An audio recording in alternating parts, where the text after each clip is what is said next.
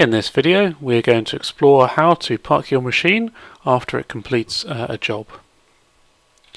In ZebraCut, this is done via the job configuration system, which you can find under Job Config on the ZebraCut menu. Within that, you can configure various aspects of your job, including the parking position.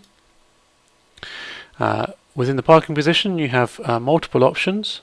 The main one is the mode that you choose, from not parking at all, and the machine will just come to a rest wherever it finishes in the job.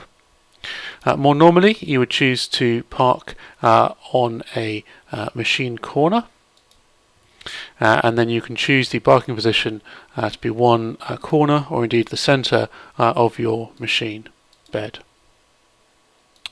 You can also choose to park relative to your job. So if you wanted to park in the middle of your job, you could park in the center, which would be, in this case, here.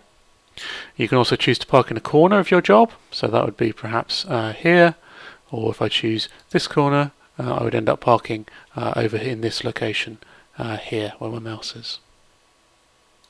Finally, you can choose to park at a specific location in X and Y. So if you choose absolute parking mode, you can then enter a specific location, perhaps 1 meter in the X direction and maybe 2 meters in the Y direction, and then you would be able to park at a specific location of your choice. So many options for parking. Again, there's full explanation of each of these options in the contextual help, which you can read here.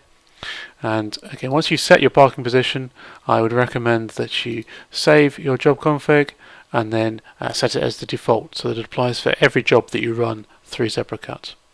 Hopefully that helps you to park your machine. Thank you very much.